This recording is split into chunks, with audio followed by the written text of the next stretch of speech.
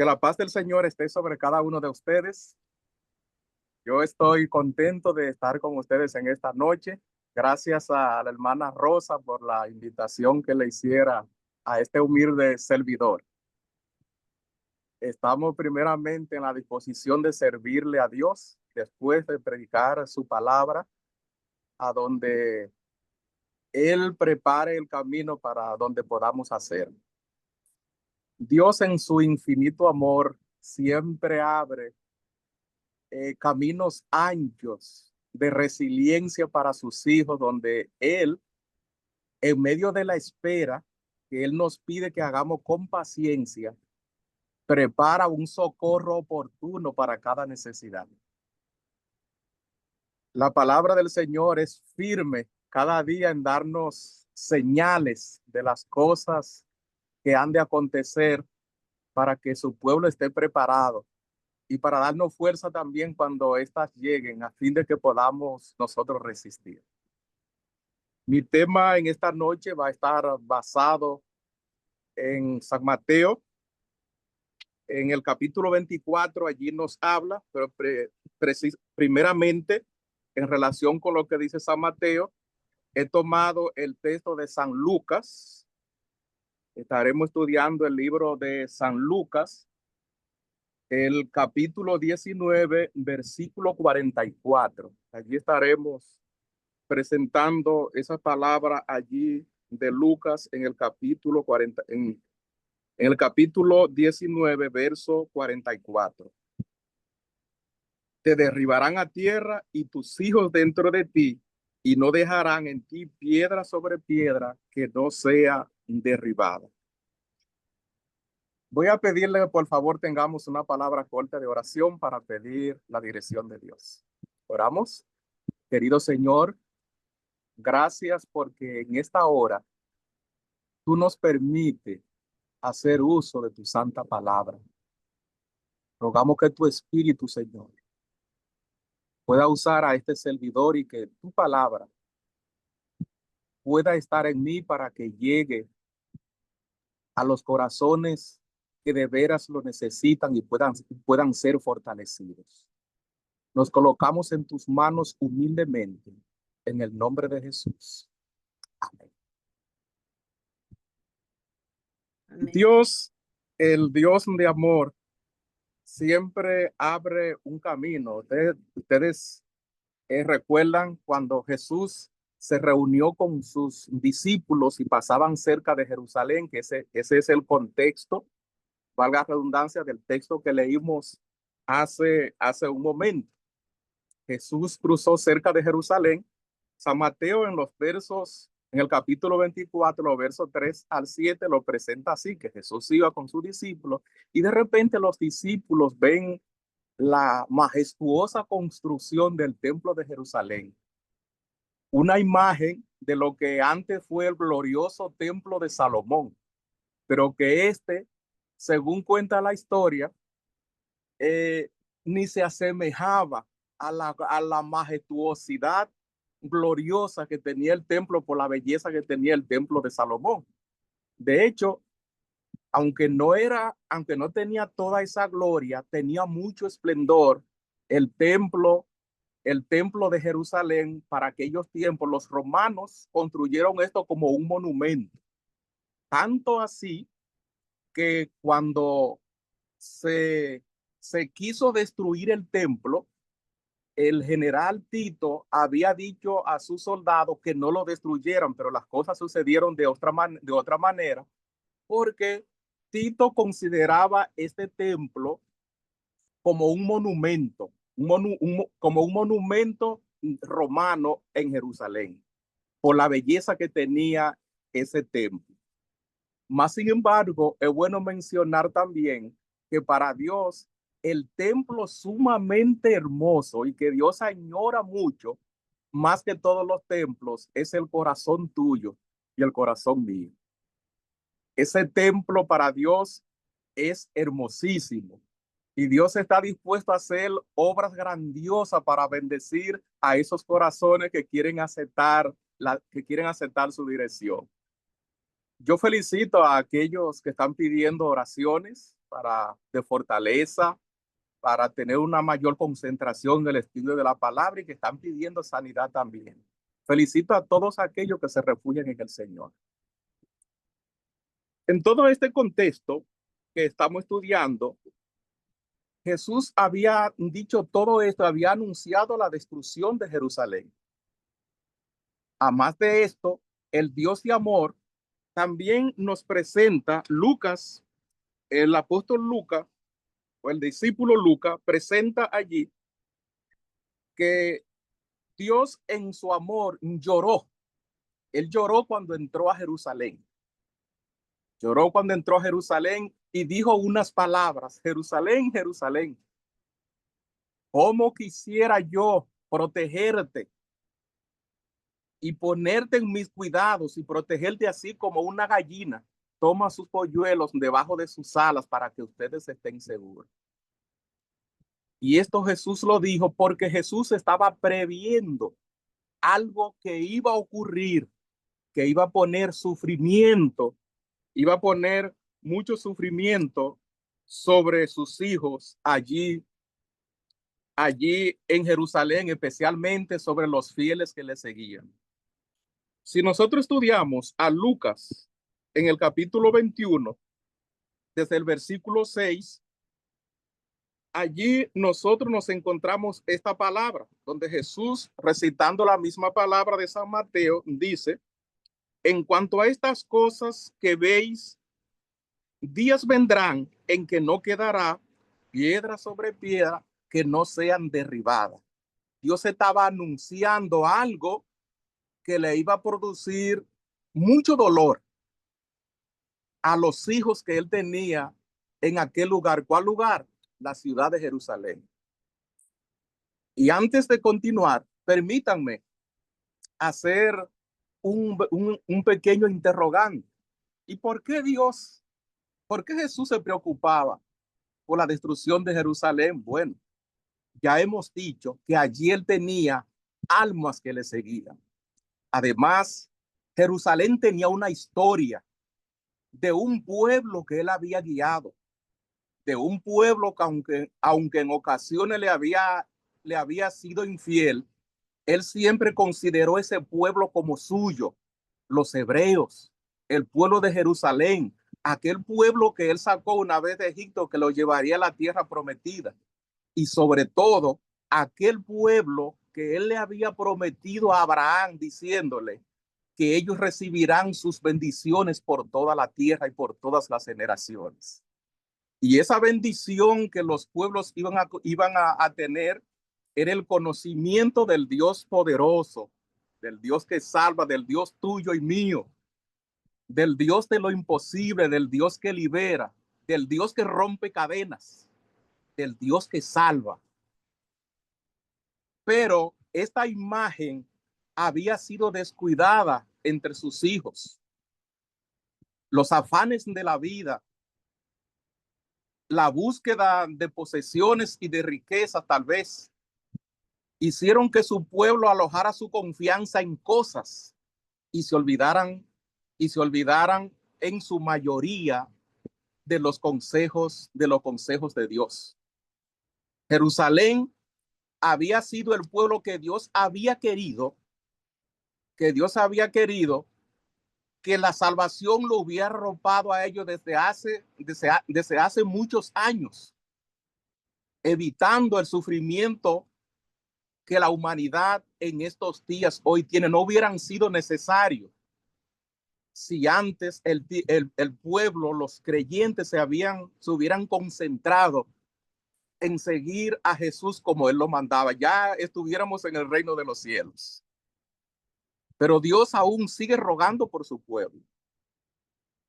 Y estas cosas de que Jesús lloró cuando entró a Jerusalén, como nos dice Lucas, allí en el capítulo 21, que Jesús entró a Jerusalén y lloró. Y me recuerda a un texto que hay allí en el libro de San Juan, en el capítulo El texto se me ha ido de San Juan, capítulo, verso 25, 5:25, creo que es del libro de San Juan, donde trata la historia de Lázaro, cuando Jesús dice que Jesús lloró, y Jesús lloró. Creo que San Juan 5:25, que allí lo menciona, Jesús lloró. Este sufrimiento de que Jesús llora y esta ocasión de que Jesús también llora a la entrada de Jerusalén, nos deja ver a nosotros el amor que Dios siente por sus hijos, por el sufrimiento de sus hijos. Dios llora por su amigo Lázaro. En otro contexto, llora también por la incredulidad que la gente tiene en el contexto de la muerte de Lázaro. Y en el tiempo de Jerusalén llora en el contexto, en la incredulidad que tiene la gente en la palabra de Dios y que Dios quiere evitarle una destrucción, para lo cual, mensaje para el cual ellos no están preparados o decididos para acoger o escuchar. La destrucción de Jerusalén, Dios le está previendo de algo que va a ocurrir, algo que le iba a ocurrir a la ciudad, una destrucción inminente que iba a venir, donde iban a haber muertes, destrucción, pero Dios no quería que al menos sus fieles no sufrieran las muertes que iban a ocurrir allí. De hecho, Dios estaba allí protegiendo, salvaguardando a la futura iglesia que iba a llevar el mensaje de salvación más adelante. Al dar ese anuncio para que salvaran sus almas, el Señor le dice, mire, el que esté en la azotea, no se devuelva a buscar nada, no baje a buscar nada. Y el que esté en el campo, mejor quédese, para que no se enfrentaran a la destrucción que iba a venir. Dios estaba protegiendo a su pueblo y, digamos, salvaguardando a su iglesia, salvaguardando a los progenitores de quienes iban a llevar el mensaje más adelante.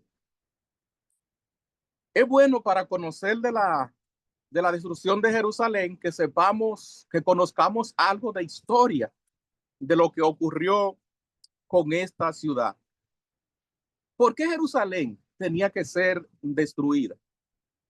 Es bueno que recordemos que aún para los tiempos de Jesús, muchos de la línea de los judíos, en especial los fariseos, estaban bastante aferrados a las cosas terrenales.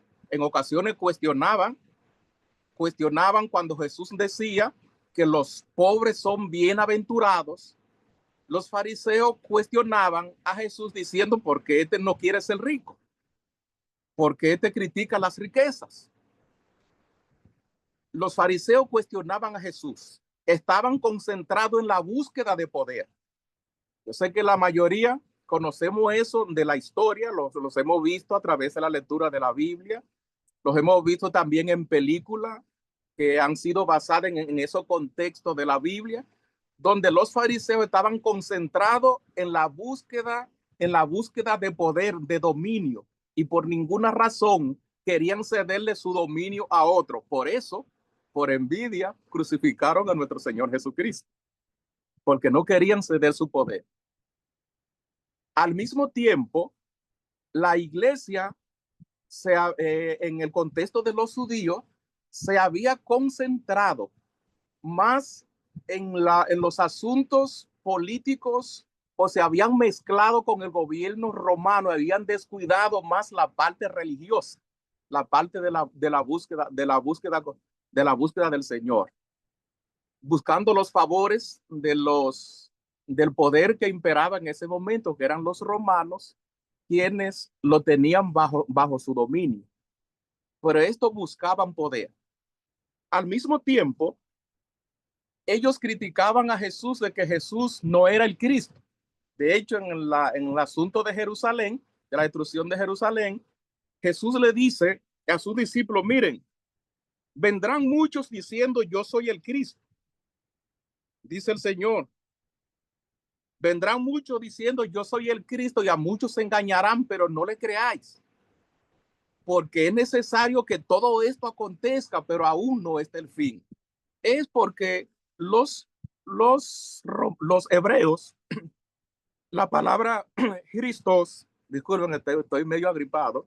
La palabra Christos en hebreo lo que significa es Salvador y podía traducirse también como un salvador terrenal o un político, un poder político que en algún momento podría librar a un pueblo de pasar la hambruna, lo iba a librar de las hambrunas o de ser dominado por otras naciones. Podemos encontrar allí, por ejemplo, en otros libros más del Antiguo Testamento, donde el Señor llama a Ciro como Cristo, porque tú eres un Cristo, el Salvador, llama a Ciro Cristo o un Salvador. Tanto los romanos como los judíos estaban familiarizados con ese término, que un Salvador no necesariamente tenía que ser el Salvador de las almas que venía del cielo, sino que era un príncipe, un líder político que se convertiría en el libertador o en el salvador de una nación que estaría o que estuviera bajo el dominio de otro. Por lo tanto, que en el tiempo de Jesús, muchos no creyeron que Jesús era el Cristo porque veían a este hombre humilde, a este hombre que se asociaba con los pobres, a este hombre que la disposición que tenía, el perfil que tenía era de buscar la paz con todo y no quería nada con guerra. Eso para ellos se contraponía al concepto que tenían de un salvador político que tenía que hacer guerra para defenderse, para liberar las naciones. Esta es una razón por la cual muchos no creyeron que Cristo era ese líder político que los judíos estaban esperando para liberarlo. Ese líder político. Cristo no era. Como este dice que es el Cristo, no tiene los emblemas ni las envergaduras, no tiene las condiciones para ser el Cristo o el Salvador que ellos esperaban, cuando el mensaje de Cristo era salvarnos a nosotros de la destrucción que produce el pecado, que produce el mal, y prepararnos para un reino más majestuoso en el reino de los cielos. El hecho es que los hebreos en el tiempo de Jesús hicieron caso omiso a la advertencia que Jesús le había hecho para que salvaran sus vidas cuando viniera la destrucción de Jerusalén. Y le decía que bueno que sepamos algo de la historia, qué fue lo que ocurrió. Pero de antemano doy una pincelada para que mantengamos en la mente la imagen de lo que hemos venido diciendo y de esa destrucción de Jerusalén. La destrucción de Jerusalén ocurrió, verdaderamente ocurrió. Y los cristianos, los habitantes de Jerusalén, hicieron ciertas revueltas y pelearon contra los cristianos. Esto que en algún tiempo eran descendientes de los que estudiaron la Biblia. Estos hicieron guerra, se rebelaron contra los romanos. Y esto ocurrió de la siguiente manera. Jerusalén fue incendiada, y siguiendo las advertencias de Jesús, los que creyeron en el mensaje que Jesús le había dado, las señales de rumores de guerra, cuando vean todas estas cosas, es porque viene el fin, vayan a los montes y salven sus vidas. Así es que los cristianos, lo que hicieron caso a la palabra de Jesús cuando esta cosa ocurrió, salieron huyendo a la ciudad de Pella. Y todo lo que fueron a la ciudad de Pella se salvaron, más los que quedaron en Jerusalén, la mayoría fueron muertos por los romanos, y la cosa ocurrió de esta manera. Es importante que conozcamos, muchos han escuchado de Nerón, así que Julio César o Nerón fue un perseguidor de los cristianos y era una persona terrible, que causó muchas amarguras, dolores y muerte a los cristianos. Desde quemarlos en hoguera, desde cubrirlo con pieles de animales, y echárselo a los perros para que los perros lo confundieran con animales y lo devoraran, como llenarlos de aceite y prenderle fuego y usarlo como antorcha, mientras los leones devoraban a familias enteras, a hombres, mujeres con sus niños, más a las diferentes persecuciones que éste promulgó. Se cree también que el apóstol Pablo murió también bajo su dominio, bajo el dominio de Nerón, fue decapitado por presentar la palabra del Señor. Y todo ocurrió así. Nerón llegó al reino, ascendió al reino en el año 59 después de la muerte de nuestro Señor Jesucristo. Allí Nerón tomó el poder en el año 54 gracias a que su madre Agripina había tomado posesión y mató a su padrastro, que era el monarca que estaba en ese entonces, para asegurarle a su hijo el reino, quien quedó allí como César en el dominio romano. Pero este monarca, ya he mencionado todas las cosas que él había hecho. Él comenzó de manera serena a gobernar. De hecho, los judíos en Jerusalén se sentían bien bajo el gobierno, bajo este gobierno. Pero poco después, este comenzó a hacer revueltas contra los cristianos, porque este César, que era un hombre joven, no tenía un dominio emocional completo. De hecho, algunos historiadores, como historiadores romanos como Tácito y Josefo, que es un historiador romano y que también estuvo en todo el contexto de todo lo que ocurrió, dijo que a este lo tenían por medio loco, por las cosas que hacía, que a veces eran inhumanas, hacía este hombre, este emperador Nerón.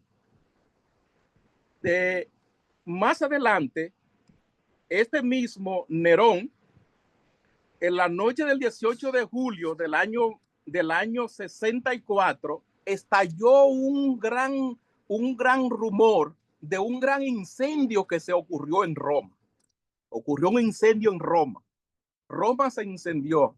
Tanto los historiadores mencionados como Tácito y Josefo mencionan que se rumoraba que César mandó a incendiar a Roma para él componer versos, porque él se creía que era, él quería tener los homenajes que tenían algunos escritores y poetas de su tiempo, algunos pensadores de su tiempo. Y él se automencionaba como poeta y compositor, que dicen que él destruyó a Roma para que por la destrucción de las llamas él componer versos y poesía. Se ocurrieron muchos rumores, como ya se creía de esa deficiencia mental que tenía este emperador. Todos los rumores de culpabilidad de quien había iniciado el incendio, ¿sobre quién recaía? Sobre César, sobre el emperador. Así que todos los caminos apuntaban al emperador como el causante de todas las desgracias del incendio de Roma. Este incendio duró muchos días el incendio de Roma. Duró más de 15 días el incendio de Roma. Y César, ya viendo que la población se estaba escandalizando en contra de él, ¿qué ustedes creen que él hizo? Buscar un culpable. Buscar a uno que sean culpables. Ya se habían levantado rumores acerca de los cristianos, pero Josefo dice que los rumores que se hacían para los cristianos no tenían base que los sustentaran, porque este pueblo, los cristianos, eran personas dóciles, humildes, que buscaban la paz. Esto lo dice Josefo. Buscaban la paz con todo y pagaban sus impuestos y no tenían problema con el gobierno. Esto lo dice Josefo, que dice que Él dice que él estaba presente cuando el incendio de Roma y él pudo contemplar todo. Eso lo dice el historiador Josefo. Eh, Podemos aprender más de él en el libro Historia del Cristianismo. Allí en la página 50 de ese libro, Josefo comienza a hablar acerca de esto. ¿Qué se decían? ¿Qué rumores habían acerca de los cristianos? De que los cristianos eran gente malvadas, que odiaban a la humanidad, que odiaban a la humanidad. ¿Por qué decían esto de los cristianos? Porque las fiestas, las fiestas paganas que hacía el emperador como adoración al mismo emperador, como los cristianos, como los cristianos decían que solo adoraban a solo Dios y a un Jesucristo, a quien ellos creían que estaban en el cielo, dice Josefo, no iban a esas obras teatrales donde se adoraban a idolatrías, a falsos dioses, a Hércules, a los dioses romanos. Ellos no iban a eso. Y como los romanos creían que esos dioses era que sustentaban a la humanidad y sustentaban a todo el mundo, los dioses romanos, que todo el mundo estaba regido por esos dioses y eran ellos que los sustentaban, los romanos decían que si los cristianos no iban, ellos lo que estaban era estaban apostando en contra de la humanidad. Por lo tanto, ellos se basaban en esto para decir que los cristianos odiaban a la humanidad. Al mismo tiempo, cuando los cristianos se reunían a hacer la cena del Señor, ellos acusaban a los cristianos de que los cristianos se reunían allí a puerta cerrada para hacer una cena donde sacrificaban a niños, que para hacerse cristianos lo que tenían que hacer era participar en comer a un niño que habían crucificado. Esto en memoria de aquel niño que nació, que después se hizo el Cristo. Eso era lo que se decía de los cristianos. Como ya esas cosas habían sonado, pero que Josefo y Tácito dice, eso es mentira.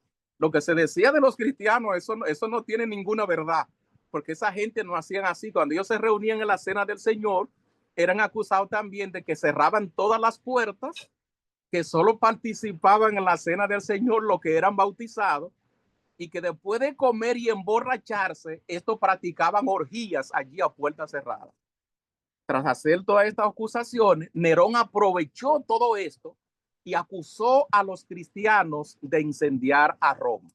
Esto desató una serie de persecuciones para los cristianos, que dio lugar a las muertes horribles que ya hemos venido mencionando, como ponerlo para que los animales lo devoraran, incendiarlos, muchas persecuciones. Esto hizo que los judíos, perdón, que estaban en Roma tuvieran que salir corriendo por diferentes lugares. Eso, aunque fue malo, también tiene algo de bueno, porque los que salieron corriendo a donde quiera que iban, ¿qué hacían? Iban predicando la palabra del Señor.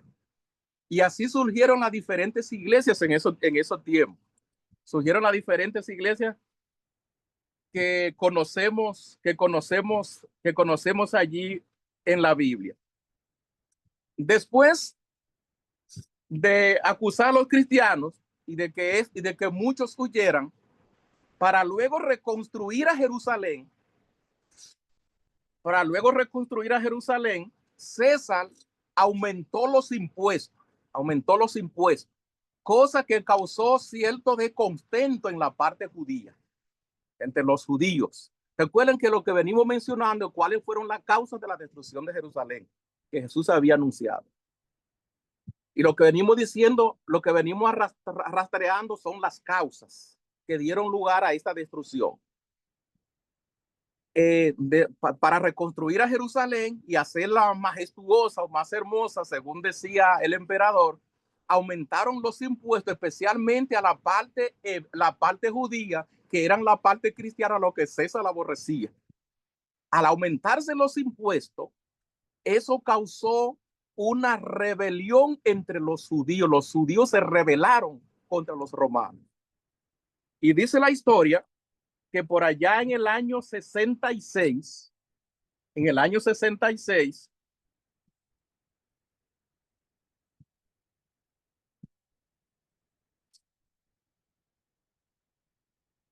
denme un momentito,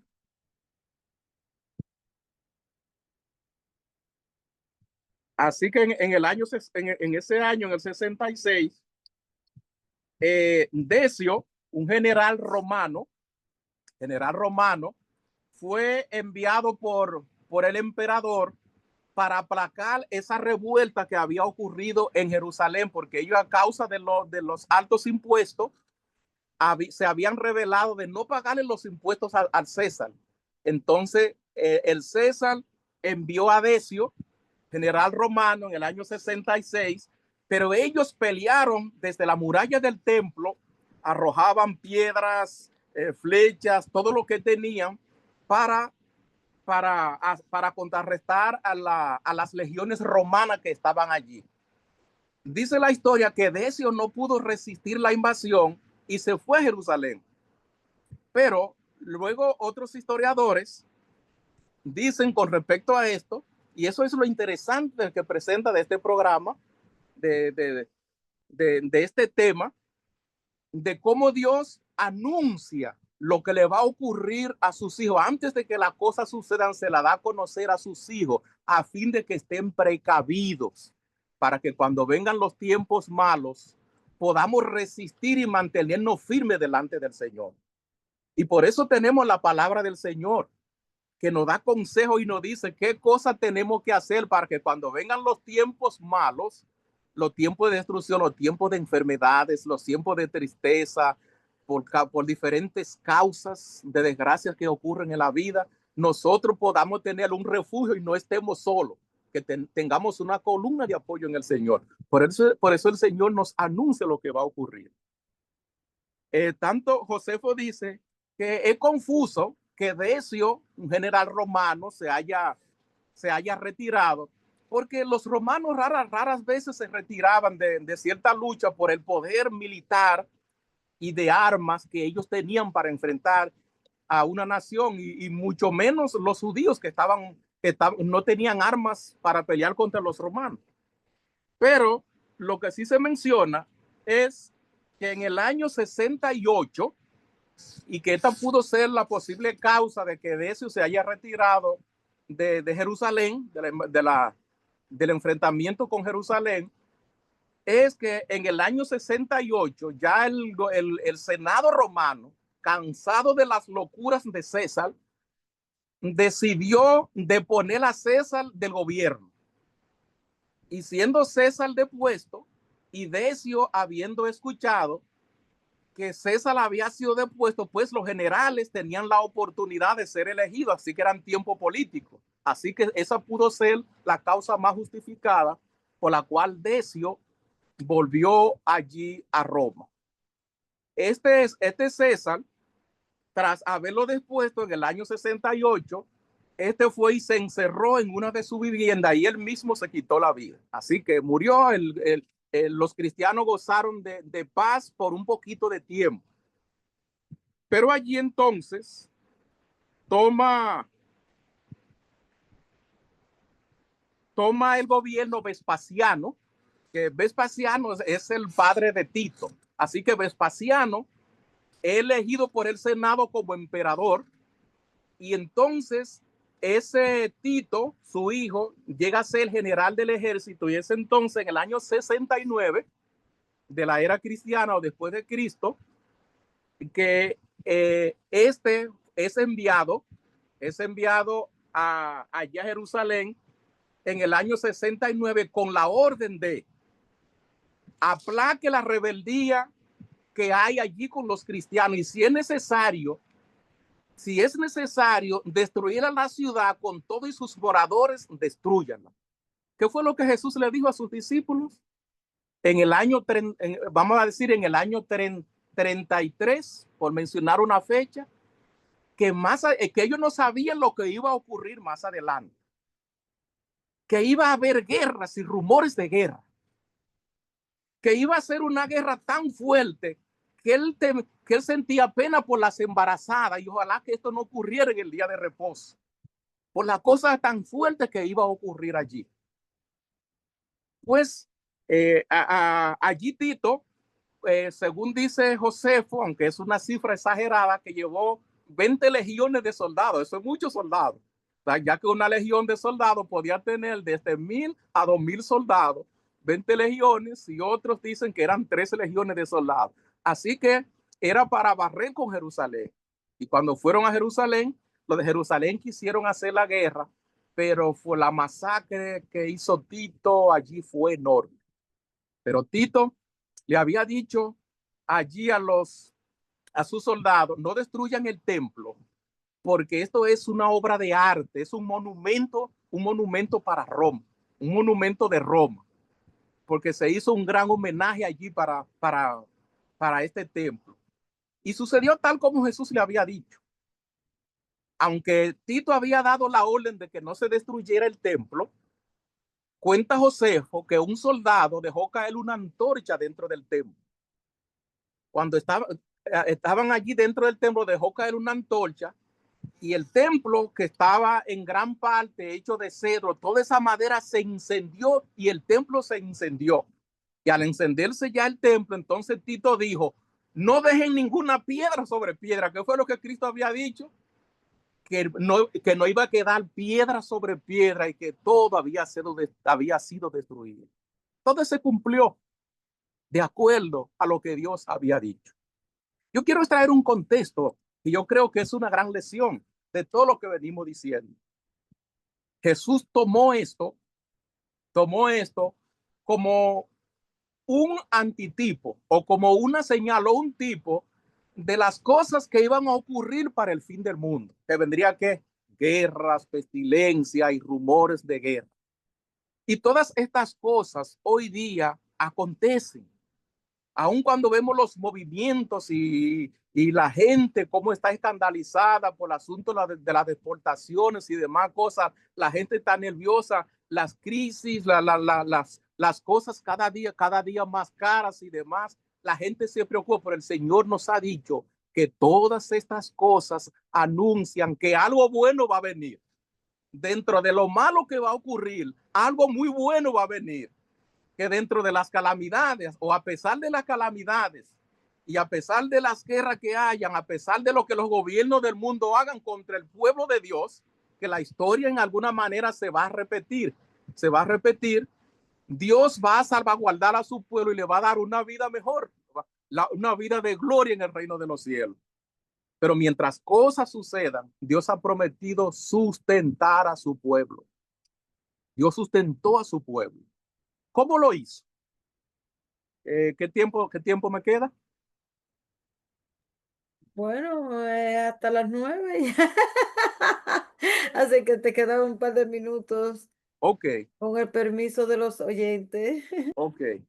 Dios sustenta a su pueblo. ¿Y qué evidencia nosotros tenemos de eso? Dios estaba previendo, estoy haciendo un recuento, salgan de Jerusalén cuando escuchen los rumores de guerra. Cuando el general Decio, cuando Decio se retiró de Roma, los cristianos que estaban se retiró de Jerusalén, perdón, los cristianos que estaban dentro de Jerusalén aprovecharon esa oportunidad para salir corriendo de Jerusalén y alojarse en las partes de campo, en la parte de los campos más allá del Jordán. Mientras que la parte más rebelde, los sacerdotes y la gente que no creía en el mensaje de Jesús se quedaron en Jerusalén diciendo, ganamos, le ganamos a los romanos, le ganamos a los romanos. Y después de la destrucción de Jerusalén, los únicos que se salvaron fueron los que obedecieron la palabra del Señor y se fueron y se refugiaron en los campos. Se refugiaron en los campos, Dios proveyó. Pero aun cuando Decio, volviendo un poco atrás, tenía acorralada la ciudad y que los cristianos estaban dentro, era triste lo que ocurría, porque Josefo dice, yo estaba hablando de un historiador, un pensador historiador judío, de hecho un hombre de renombre en su área de sus estudios, que él dice que él pudo contemplar, porque él vivió ese tiempo y estuvo presente en esos tiempos, que dentro de Jerusalén, tras esa invasión que hubo, la de Decio y después la de Tito, casi 3 años invadido la ciudad rodeada, llegó tiempo en que se escaseaban los alimentos y ocurrieron cosas tan atroces. Fue tan grande la hambruna que incluso padres tuvieron que comerse a sus niños recién nacidos de los estruendos que ocurrieron allí. Que la gente salía de los campos dentro de las murallas de la ciudad a recoger hierbas y para poder sostenerse, pero de alguna manera Dios sostuvo a los que confiaban en él. Y esas son las evidencias que tenemos, que en medio de las pruebas y de las calamidades, Dios protege a su pueblo. Además de la muerte que ocurrían en medio de la guerra y ellos encerrados, era evidente que en tiempos de guerra, la gente que estaban dentro de la muralla, cuando estaban siendo invadidos, morían de dos formas, morían de tres formas. Morían por la espada, o morían por hambre, o morían por enfermedades. Y de ninguna de estas los que creyeron en el Señor murieron. Porque obedeciendo ellos la advertencia del Señor, el Señor preservó sus vidas. Hoy día, o para los últimos tiempos, los cristianos, los hijos de Dios, sabemos que vendrán tiempos difíciles y que vendrán calamidades para el mundo. Y como se decía en los tiempos de César, de los cristianos, que ellos aborrecían a la humanidad porque no respetaban los cultos que se hacían a sus dioses, a los dioses romanos, ya que estos bendecían a la humanidad porque le proveían, bendecían los campos, bendecían los terrenos, era lo que daban la salud. Según los romanos, eran los dioses que sustentaban la tierra y sus habitantes. Por lo tanto, decían, pues si los cristianos no creen en esos dioses, ellos se alegran con la destrucción de la humanidad. Para los tiempos finales, las profecías bíblicas nos dicen que serán tiempos difíciles, donde Jesús dice, mencionando la destrucción de Jerusalén como un tipo de lo que va a ocurrir para los últimos días. Vendrán pestilencias, hambre, cosas tan difíciles que van a ocurrir y que los cristianos serán culpados de esas calamidades. Se dirán que por culpa de ellos, de no adorar como adoran los creyentes populares, adoración de la idolatría, tal vez la violación del día de reposo, adorando en otros días antes que el día dado por el Señor, considerando estos que como ellos están haciendo, adorando de esa manera, están adorando al Dios creador, y los cristianos ateniéndose de ese tipo de adoración idolátrica, cuando vengan las calamidades, ellos van a decir, estas maldiciones y estas calamidades, esta hambre, esta pobreza, esta miseria y estas pestes han venido por causa de los cristianos. Eso va a ocurrir también en el tiempo del fin. Y seremos, dijo Jesús, aborrecidos por las gentes, como ocurrió allá previo a la destrucción de Jerusalén. Aborrecido por la gente, y habrá persecuciones también. Pero en todo eso, muchas cosas buenas hay. Entre todas las cosas malas que hay, las cosas buenas que Dios menciona es que por causa de que esos tiempos serán tan difíciles, Dios va a preservar, Dios va a cortar los tiempos y va a proteger a sus hijos. Por causa de sus hijos va a cortar el tiempo, y el ángel de Jehová estará ahí respaldando a sus hijos siempre. Pero vendrán tiempos difíciles, como en los tiempos judíos, en aquel tiempo de Jerusalén. Jesús le dijo, serán aborrecidos por la gente, incluso serán entregados, padres entregarán a sus hijos y los hijos a sus padres. Para el tiempo del fin, también, como lo vemos en nuestro tiempo, pues, hay cristianos que son aborrecidos por sus familiares a causa de su religión. Sí, sí, a veces no tenemos, no gozamos de buena relación con algunos parientes de la familia a causa a causa de nuestra creencia de que creemos en un Dios, y tal vez no compartimos sus puntos de vista religiosos o de las iglesias donde ellos están. Esos son ejemplos de las cosas que van a ocurrir para el tiempo del fin, y Dios nos da una advertencia. El Señor promete a nosotros salvaguardarnos, y Él promete estar con nosotros siempre. Si tú estás pasando por situaciones difíciles, recuerda que todas estas cosas fueron anunciadas por el Señor. Promete ayuda para aquellos que claman. El Señor promete salvaguardarnos, y como lo hizo con aquellos en Jerusalén, aquellos que creyeron que los salvó porque escucharon su palabra, a ti, si pones en práctica su palabra, el Señor promete salvarte también. El Señor promete salvarte. El Señor promete darle sanidad a su pueblo. El Señor promete preservar la vida de sus hijos para el tiempo del fin. Yo quiero invitarte como un texto ya para finalizar allí al libro de San Mateo, en el capítulo 11, versículo 28 del libro de San Mateo. Jesús hace una invitación. El Señor nos dice: vengan a mí todos los que están trabajados y cansados. ¿Y qué dice el Señor allí? Él nos dará descanso, nos dice el Señor. A todos los que estén trabajados y cansados, el Señor nos ofrece descanso. Allí en el libro de San Mateo, en el capítulo 11, versículo 28, nos hace el Señor esta invitación de que confiemos en Él. De que confiemos en Él y Él nos dará descanso. ¿Descanso de qué? De nuestras enfermedades. Él nos traerá paz y sanidad. Él estará con nosotros siempre, siempre salvaguardándonos y cuidándonos. Eso nos dice a nosotros la palabra del Señor. Vengan a mí todos los que están trabajados y cargados, y yo les haré descansar. Y llevad mi yugo sobre vosotros, dice el 29, y aprendan de mí. ¿De qué? Del mensaje que el Señor nos da en su palabra, que nos advierten de las cosas para que nos vaya bien. A veces nos encontramos en situaciones porque no siempre seguimos los consejos de Dios. Si siguiéramos siempre los consejos de Dios, nos fuera mejor. Entonces el Señor le dice: vengan y aprendan de mí, que soy manso y humilde de corazón, y hallaréis descanso para vuestras almas, porque mi yugo es fácil y ligera es mi carga.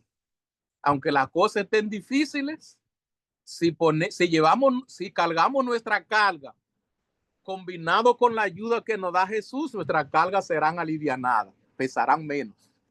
Confiemos en el Señor, amados hermanos. Confiemos en Jesús. Depositemos en Él toda nuestra confianza y Él nos dará salvación, así como salvó a sus creyentes que creyeron en Él tras la invasión de Jerusalén. Que Dios te bendiga, amado hermano. Que la paz del Señor sea contigo.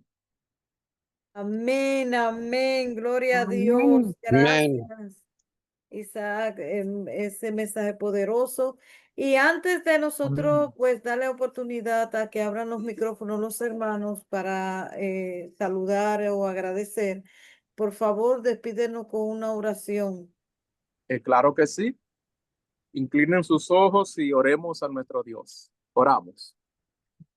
Querido Señor y Padre nuestro, muchas gracias, oh Dios Todopoderoso, por tu palabra,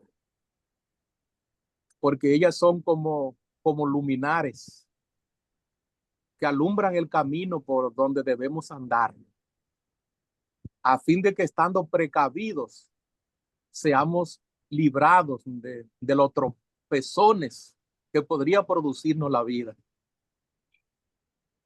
Gracias porque tú nos das salvación.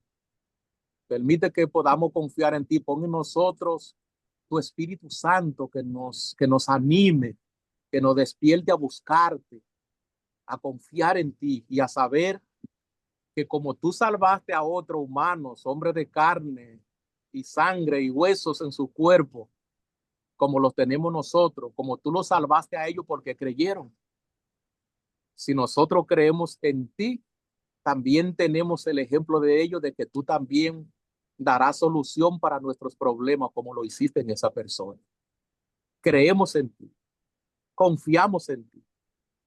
Te ruego, Señor, que tú visites a aquellos enfermos que piden por sanidad, a aquellos, oh Señor, que buscan alguna salvaguardia, una liberación o puertas de liberación que se abra porque están pasando momentos difíciles con asuntos de inmigración, como el caso de Yesenia, por quien hemos estado orando. Que tú le des la libertad, Señor. Que tú contemples su caso y que tú, Señor, sea juez que intervenga, oh Señor, y sea su abogado que la defienda. Oramos también por aquellos que están desempleados, que necesitan empleos, oh Señor, para encontrar los recursos necesarios para costear sus necesidades. Provéele, oh Señor. Lo colocamos a todos ellos y a más con otras necesidades que no mencionamos, pero que tú sí las conoces. Lo colocamos en tus manos para que tú les des tu bendición y le des salida de cada situación que tengan y supla sus necesidades. Te lo suplicamos porque creemos en ti, porque tú nos has dicho, pide todo lo que quieras en mi nombre, y si pides con fe, mi Padre que está en los cielos, que escucha, al pedirlo en mi nombre, Él se lo dará. Confiamos en esa palabra, confiamos en ti, y por eso sabemos que lo recibiremos, porque lo pedimos en el nombre de Jesús. Amén. Amén. Amén. Amén. Amén. Amén.